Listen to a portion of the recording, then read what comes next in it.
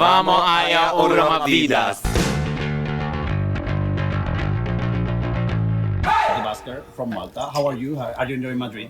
Enjoying it, definitely. I love Madrid. It's a beautiful country full of sunshine and really friendly people, so I really can't ask for more. Maybe a little bigger than Malta, but the weather is kind of similar. A little bigger, just a little. Wow, it's massive in comparison, but yeah. But yeah, the weather is the same. So, you won the Malta Eurovision Song Contest. We have to say to you, we have like some colleagues from our podcast that are very passionate about the Malta Eurovision Song Contest. Okay. I have to be honest, I'm not so much because it's not my style of music. in Yes, general, for sure. But, how you feel because you slammed the televoting? 80 punti. When you have like really popular and well-known people from the Eurovision world to the Maltese audience, how did you feel about that? I think it was as a surprise to us as for everyone, but I think overnight between the semi-final and the final, there was a kind of a change of heart. All of a sudden there was a attention grabbed onto us as the busker and the chance of us representing Malta. And we're taken back by it. We definitely didn't expect it. We know that we work hard and we always worked hard to achieve new steps in our career as a band. And even in music, Eurovision was one of the reasons, one of the ways how we felt that we can promote ourselves better. But we didn't expect to be at this level, even though we know that at the end of the day, I think our work does deserve it. So you are also like an independent band in Malta. How is it in Malta to work as an independent band? I think it's a very difficult industry, especially after COVID. I had friends personally who were full-time musicians, but they had to go back to working day jobs, which there is nothing wrong with it. It's a shame for Maltese artists because obviously, given that we are a small island, the opportunities are limited for you to make it your day job. So most of the artists go abroad and they try their adventure to make it in other countries. But having said that, I believe that we're seeing a change in mentality on how local are perceiving Maltese music, even when it comes to radio plays, to anything. There's more. How do you say it?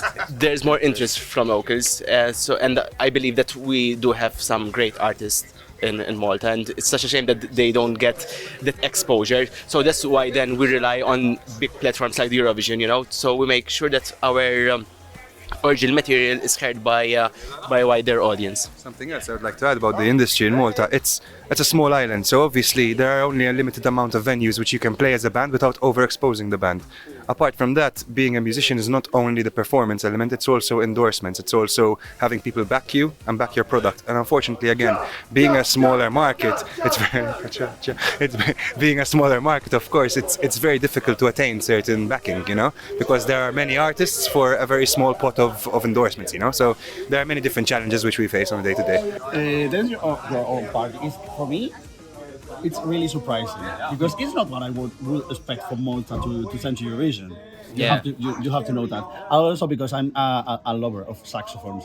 If I have a saxophone, I'm a lover of you, my friend. Thank you very much. Every time there's a song with a saxo in, it's straight away his favorite. Cool. You're my kind of guy. Also because saxophones and trumpets, that kind of instrument. Brass, and woodwinds. Also, it's a little bit weird or bizarre, the video.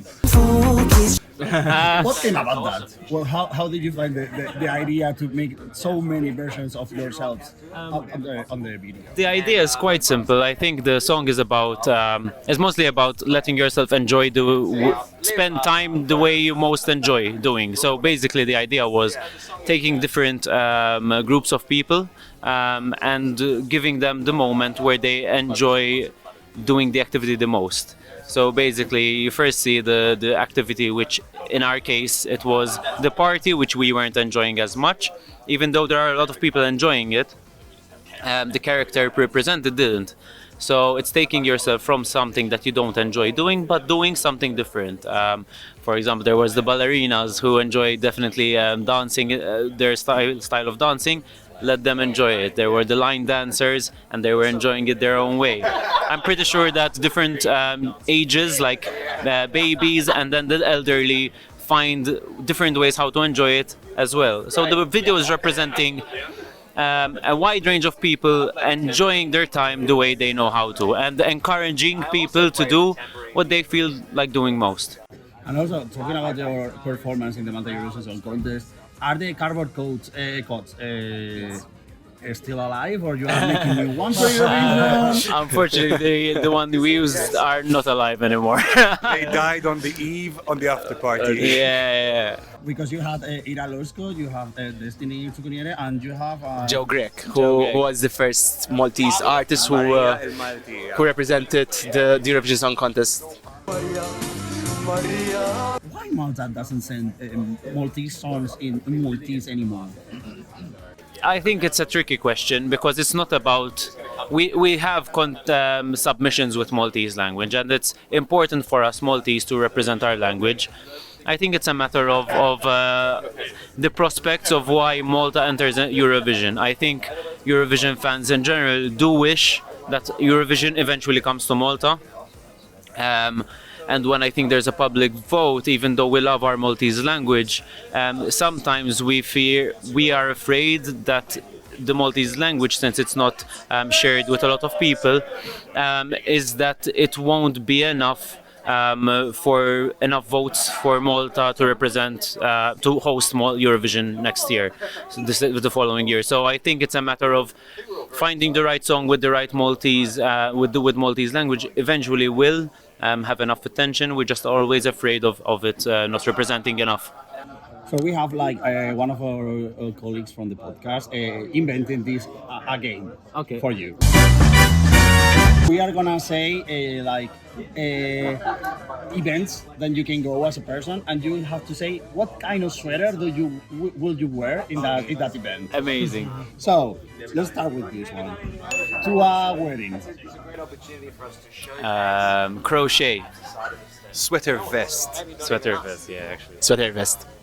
To a concert. A breathable sweater.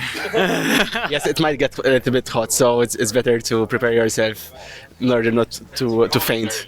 To a party at your home. Oh, A plush, fluffy one. my sweater pajama. Yeah. To a party in the beach. That's a tricky A one. very baggy, removable sweater. Yeah. Yes. If you wanna go to the college. College, yeah. I think the most comfortable one, which makes you at least look semi-decent and wanting to study. If you wanna go to a birthday party. The most colorful one we have, for sure. If you wanna go to Eurovision. Eurovision, just find out on the 9th of May. Yeah.